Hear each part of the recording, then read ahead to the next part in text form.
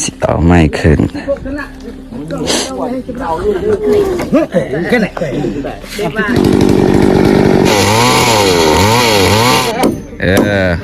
คืออยู่เอาขึ้นแล้วเรียบร้อยเลยก็สิมาตอบผู้ใดที่มาน้ำลังคอมเมนต์แนวใดก็เชิญเพิ่นมั่งออกโหลด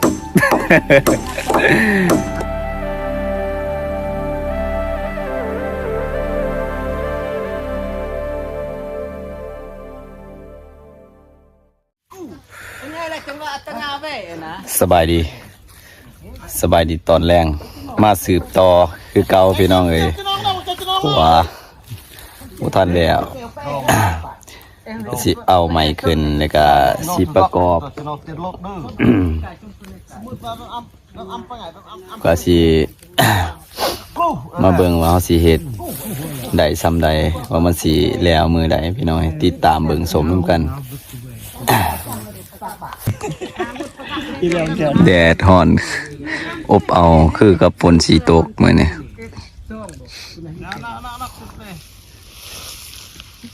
ดื้อก็โยมผู้บ้านดื้อตอนนี้กำลังบัดแทกนะเพิ่นสิบัดแทกแล้วก็สิเลื่อยเฮ็ดเป็นเดือยเอาเพิ่นเมาเพิ่นถึกน้ำเมาเพิ่นม่วนได้เนาะนี่ย่างมาเลยคือบ่ขอเติมอีกไปเอาอีกเจ้าขอเติมว่าบ่พอได้สำนี่ไม่ลำเดียวเนี่ยปะกับมีปืนเลยอันบักไม่ปืนแล้วสบายดีตอนเช้าเลยนะเป็นแนวใดก็กดไงเจ้ากดไงหัวเจ้ามันเป็นแนวใดนั่นแหละเนาะโอ้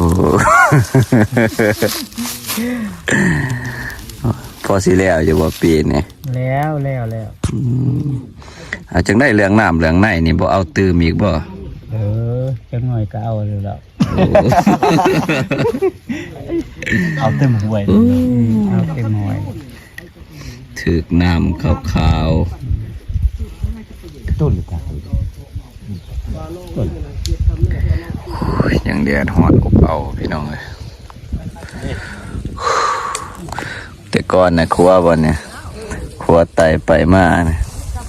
ไปหายไปนานี่เริ่มเฮ็ดใหม่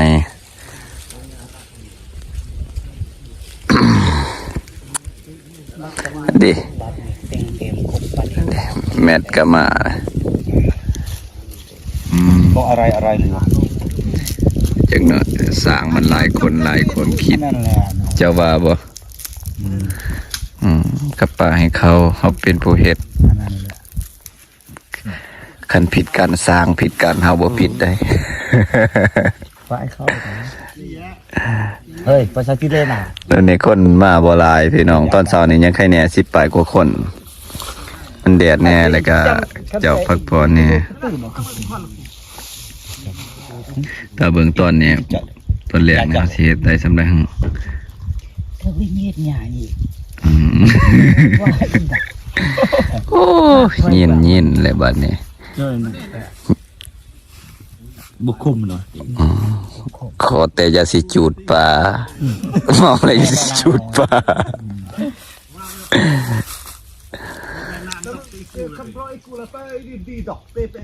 กูใกล้กูแล้วนะกูไอ้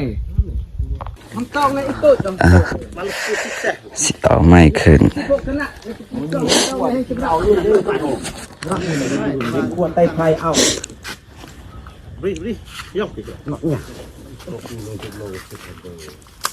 น้ำเบอร์ป่ะน้ำตั้งบรึกแอบยังอุลมีป่ะดูในขั้นโตปะปะเกลตีระเคยงับไปเลยโตไอ้หมาเจ้าคนเก่า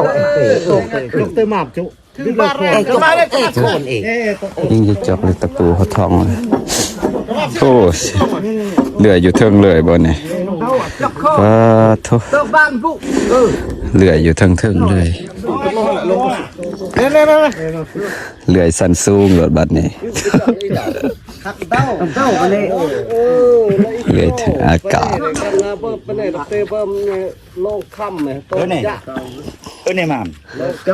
โคนเหรอดับเตาเลยโอ้เขาต่อเลย โลหะของแอบ่พอดอก2-3ดอก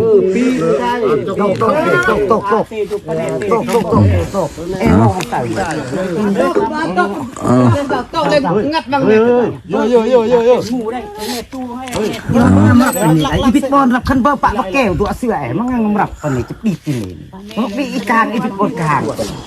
ตั้งขึ้นแล้วก็สิเลื่อย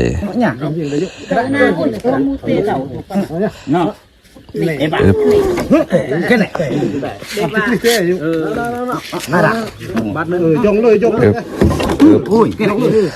ตั้งเรียมมันเนี่ย dòng phát dòng phát nó nhạt dòng con biết phu phát phu dọc cái này เออ lưỡi เลื่อยเลยโอ้เลื่อยดิ lưỡi เอาเลื่อยก็เลื่อย panel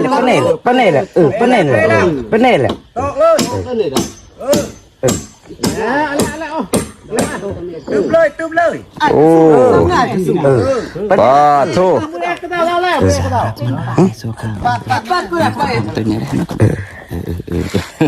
มือกองได้มือกองเออ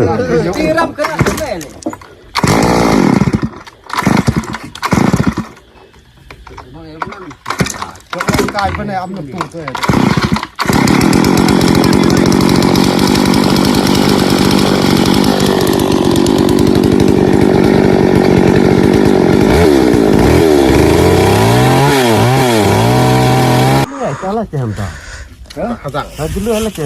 ต้องอ่ะเบ็ดเนี่ยดังอ่ะดังจุดับไปตัดกาแฟแล้วงำสิ ไทยยุ้งขึ้นตัวนี้เอกแล้วก็สีซอยอีกเทื่อหนึ่ง มุ้ยเนี่ยอีหลอก ตัดอีกเทื่อหนึ่ง จ โอ้ กง่ายเลยจะกลัวหมูเนี่ยเอามุ้ยเนี่ยเราจกจุดาวจุดโหด ปัด เต่า ตัวไหนหนวดปัดเตะบึกเตะขันเตะย่องดาวกระเต่าอีกให้ต่อเด้ออีจะเบิ้ล เดี๋ยวจะจับจุดมือถึง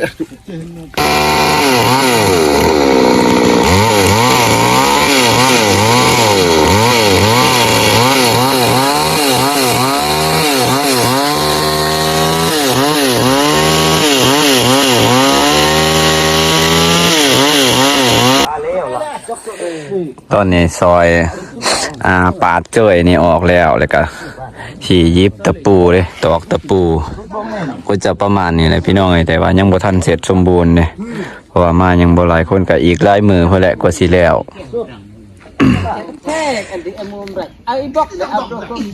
ตกมาเศร้าเลย ตอก12เลย12ยิบตะปู12ใส่เลยอ้าวคักแน่แล้วบ่บัดนี่โอ้คดบ่จักเอาอย่าได้อย่าโอ้คดเลย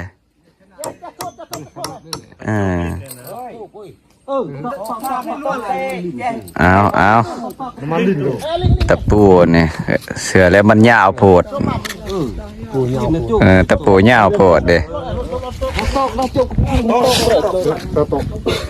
เอาดักมา เอา อีกเกินดอกซอมมีดอกดองปั๊บ สารภาพก้อนแล้วโอ้ยธรรมดาต้องเสื้อมั่นในตัวเองแหมเอาสูตรนี่เบิ้งว่ามันสิไปหลอดบ่น้ำมันเครื่องได้บัดเนี่ยคืออยู่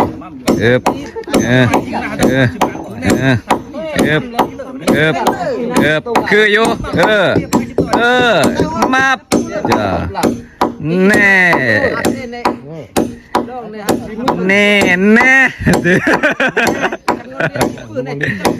เดี๋ยวอย่าได้อย่าสิคดตนมันสิจำได้ว้ายบ่อยากเข้าจำเลยอ้าวแน่คดตนจำมาลีบัดนี่ใครแน่อยู่เนาะต้องพอเท่าเอกเนี่ยอ้าวอันนี้ถือแกนใหม่อันนี้คือสีแห้งคักแล้วนี่ไม่ในแกนมันแข็งเนี่ยไม่ตัวแกนดำๆนี่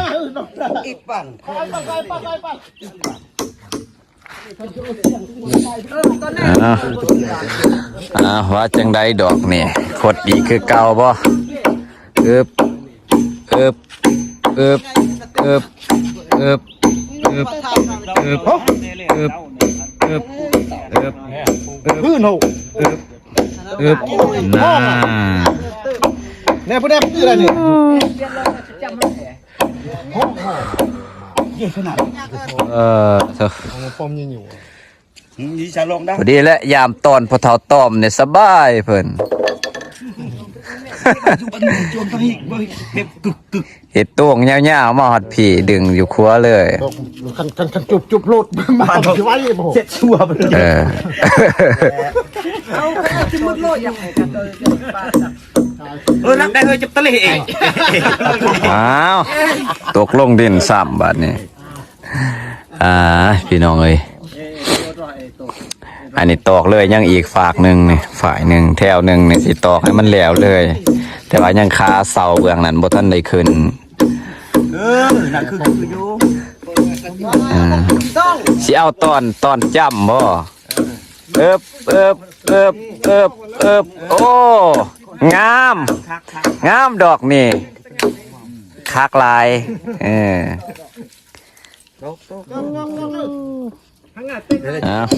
ทางผีอีกเริ่มได้เนี่ยเจอไม่เนื้อแข็งแบบนี้แตกเนาะโอ้แกนไม่นี่โบอันนี้เนาะมันแตกเนาะโมเนียวแน่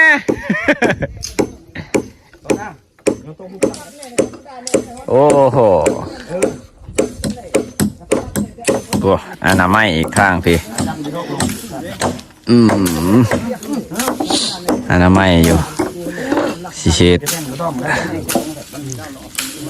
อย่าได้ลูกพี่อย่าได้โอ้สมควรได้เนาะโอ้ท่าก้าวขาเพิ่นโอ้คะแนนว่าก้าวเหยียบถึงมองย่อมเลยแน่ไพ่ละสิตอกบัดนี่12ยังบอกเข่า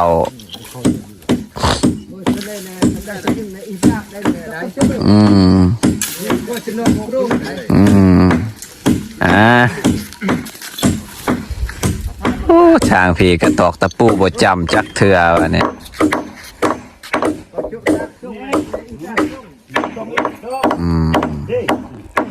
คือว่าสูงกว่าครัวเก่าเลยครัว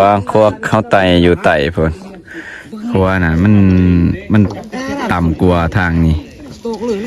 ครัวนะเวลาน้ำท่วมมันเพียงหาวครัวเราได้เพียงเพียงนี่หรอประมาณนี้แต่ว่าเบื้องนี้มันสูงกว่าแต่ว่าถ้าเบื้องปีนี่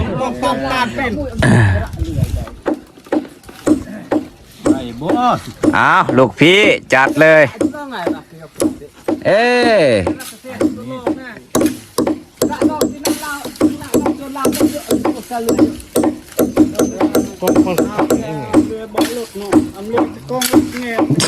เลื่อยเบาะรถเลื่อยไงเบาะรถเบาะ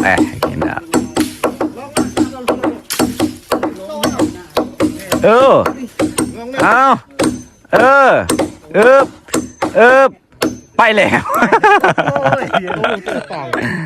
โอ้ยแน่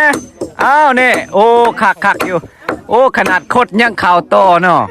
โอ้ถือว่ายังแข็งแห้งอยู่โอ้ยคักอยู่คอยในสิทาเบิงคอยในบกาเสียงดอกตะปูยาวปานนี่ตะปู8 กาอยู่ต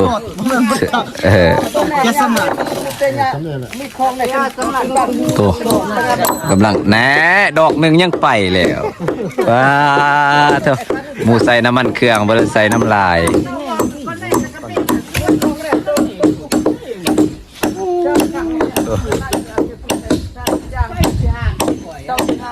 ถ้าเบิ่งหม้อเนี่ยเบิ่งถ้าเบิ่งเพิ่นเบิ่งเฮ็ดโอ้ยหัวงอเลยยาเด้อ ทีมโลด คอยว่าแล้วนะให้เก็บเงินกับประชาชนหลาย ยิงน็อตเอาบ่นี่บ่ได้ดอกเข้าตอกมือคอยในแห้งย่อม ๆอ่ะโบรอีเจ้าแล้วตอกกันตะปูซองนะตอกโบร เฮ้ย ปูซองนะตอกเต่า อันนี้ได้ตะปูเป็ดมีดอกใหญ่ซ้ำตะปู12นี่ยังมี นี่ต่างกันตัวติดตัว อืมอัตราอารวดตะปูเป็ดดอกความติ มันบ้านติดบ้านแน่ตกลงเมิดปลา คงเวียดแน่ตุ้มไหน อารวดตะปูเป็ดฮึกขนาดฮึกกว่าตะปู12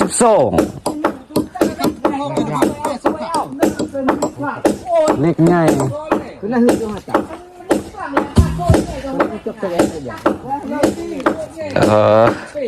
ตอนนี้ภาษีตอกประกอบพี่น้องเอ้ยเอาขึ้นแล้วเรียบร้อยเลยก็สิมาตอกผู้ใดที่มานำลังคอมเมนต์แนวใดก็เชิญเพิ่นมางออกโหลด ให้ซื้อเล็กตะปูมาตื่ม อันนี้ไม่เตซื้อแก้วมาเติมน็อตมาเติม ซาตอกปูกับบ่เข้าไปเลย บา พระเจ้า 3ทางเลยได้ตอก พระเจ้าแบบเอฟเด็ก อืม มาพี่น้อง บ่เห็นบ่เห็นแล้วบ่โอ้ สองเต็มหักออกหมด ว้าโธ่พี่น้องเอ้ยแดดฮ้อนอบเอามื้อนี้คือกับฝนสิตกได้ตอนแรกนี่ยิงบ่แล้วจักเทื่อเด้ ซาเจ้าสิโลกบุก ติบ่ทันได้ บ่ทัน มีแต่หักเครื่องเบิดเด้ ทำเอฟเป้ บ่มีตัวแล้วเด้ ดอกแก้วเสร็จ เด้เพิ่นดอกเดียวจ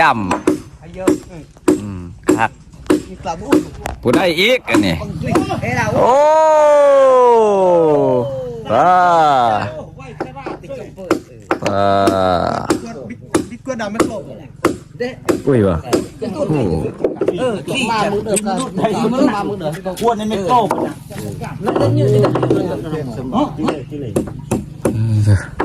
มูปนันตามเลย บัดแทกก่อน แต่จะบาทดีเจ็บเปิดไงไงผัดแป้เดียกในดาวเฮ้ยมูติจกเมฆขึ้นจกโหติจูบักเน่บักปื้คัก ก็นายจกปื้บินมันเนี่ยนะดาวต่อปื้ต่อเจ๊ คลิปนี้เอาซ้ำนี่ เศร้าดื้อย อมแล้ว เศร้าดื้อ เลยคลิปนี้เอาเพียงซ้ำนี่พี่น้องขอบคุณขอบใจแล้วที่มาเบิ่งมาชมพี่น้อยขอบใจหลายๆสุขภาพแข็งแรงสุขทุกคน คืออะไรจุดนี่อีกก็เตะก็เลย